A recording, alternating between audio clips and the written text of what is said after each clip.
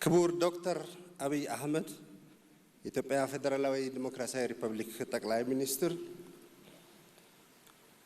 ክቡር የቀድሞ ፕሬዝዳንት ዶክተር ሙላቱ ተሾመ፣ የተከበራችሁ የሁለቱ ምክር ቤት አፈ ጉባኤዎች፣ ክቡር ምክትል ጠቅላይ ሚኒስትር ተመስገን ጥሩነህ፣ የተከበሩ የፌደራል ጠቅላይ ፍርድ ቤት ፕሬዝዳንት ፊልድ ማርሻል ብርሃኑ ጁላ፣ ዋና ኮሚሽነር መስፍን አራያ፣ ክቡራትና ክቡራን በዚህ ጉባኤ ላይ የታደማችሁ ተወካዮች፣ ዛሬ በምስራቅ አፍሪካ ልማት በይነ መንግስታት ኢጋድ ስም በፊታችሁ ስቆም ጥልቅ በሆነ ትህትና እና በታላቅ ተስፋ ነው። እዚህ የተሰበሰብነው አንድን ኩነት ለመታዘብ ብቻ ሳይሆን የዚች ታላቅ ሀገር ረጅምና ኩሩ ታሪክ ውስጥ አዲስ ምዕራፍ በሚከፍት ወሳኝ ታሪክ ወቅት ላይ ለመሳተፍ ነው። ዛሬ ለኢትዮጵያ ታሪካዊ ቀን ነው። በዓለም ታሪክ ውስጥ በግጭት የተሰራ አገር የለም። በግጭት የተገነባ አገር የለም። በግጭት ያተረፈ አገር የለም። ዛሬ በብዙ መልኩ የተሻሉ የሚባሉ አገሮች ከሁሉ በላይ አገራቸውን ስላስቀደሙ፣ ስለተደማመጡ፣ ስለተነጋገሩ አገራቸውን ወደ ተሻለ ሁኔታ አድርሰውታል። ከሁሉ በላይ ብዙ ልዩነቶች መፈታት የሚችሉት በሰላማዊ መንገድና በሰላማዊ መንገድ በተለይም በእንደዚህ አይነት ውይይት ነው። ኢትዮጵያ ማንነቷን የምትፈልግ አዲስ ሀገር አይደለችም። በምድር ላይ ካሉ እጅግ ጥንታዊና ጠንካራ ስልጣኔዎች አንዷ ናት። በታሪካችን በባህላችንና በእምነታችን ውስጥ በጥልቀት ስር የሰደዱ እና እጅግ ውብ የሆኑ የእርቅና የማስታረቅ ስርዓቶች አሉ። ሽማግሌዎቻችን ጥበብን ጨምሮ እስከ ጥንታዊ የአገር ባህል ሕጎቻችን ድረስ ኢትዮጵያ የራሷን ቁስል የምታክምበት ቁልፍ በእጇ ላይ ያለ አገር ናት።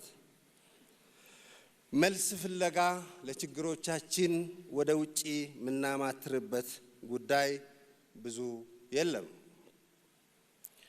በሁሉም በላይ መመልከት ያለባችሁ ወደ ውስጣችሁ ነው። ቀደም ክቡር ጠቅላይ ሚኒስትር ያነሷቸው በርካታ ቁም ነገሮች አገራችንን ችግሮች መፍታት ብቻ ሳይሆን ለሌላውም ለአፍሪካና ከዛ በላይ መፍትሄ የሚሆን የአገራችንን የገነባንበት አገራችንን ያጸናንበት በርካታ ምሳሌዎች በእጃችን ያለን ህዝቦች ነን። የዛሬው ቀን በፖለቲካ ባህላችን ውስጥ መሰረታዊ የለውጥ ነጥብ መሆን አለበት።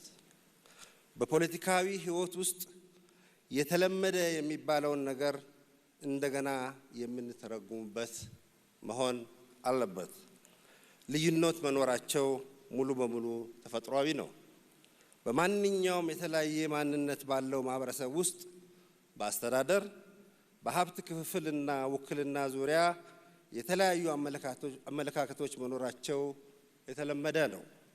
ነገር ግን መሰረታዊ ስህተት የሚሆነው እና ዛሬ በዚህ አዳራሽ ውስጥ ተመካክረን ውድቅ ልናደርግ የሚገባን ልዩነቶቻችንን በኃይል ለመፍታት የሚደረጉ ጥረቶችን ነው።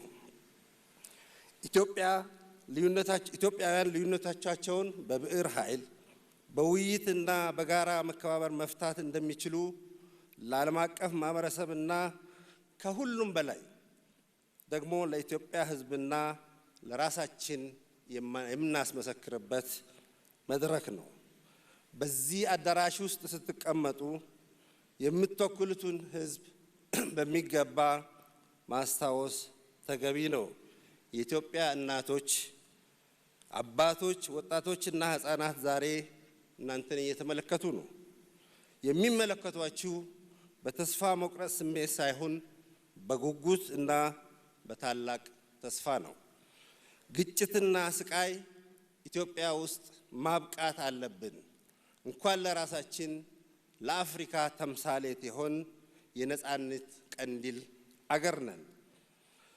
ሁሉንም ጉዳዮች ዛሬ እንደጀመርነው በውይይትና በመነጋገር መፍታት ይቻላል ይገባልም።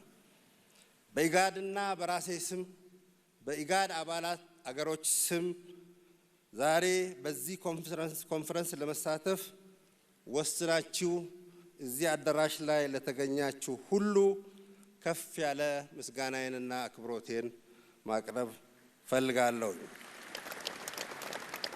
ይህ ጉዳይ እንዲሳካ ከፍተኛ ጥረት ላደረጉት ኮሚሽነሮች እንዲሁ ምስጋናዬ ይድረሳችሁ።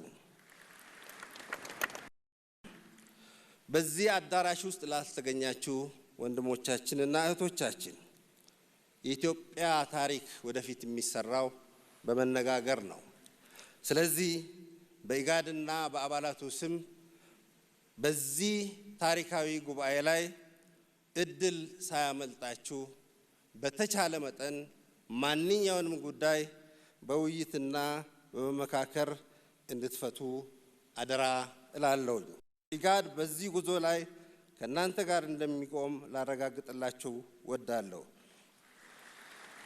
ይህ ውይይትና ውጤት የአፍሪካ ቀንድ ወደ ብሩህ ተስፋ የሚመራበት አይነተኛ እርምጃ ስለሆነ እንደምታሳኩት ጽኑ እምነቴን ነው። በውይይታችሁ ላይ ታላቅ ድፍረት፣ ክፍት አእምሮና ፍጹም ስኬት እመኝላችኋለሁ። በጣም አመሰግናለሁ።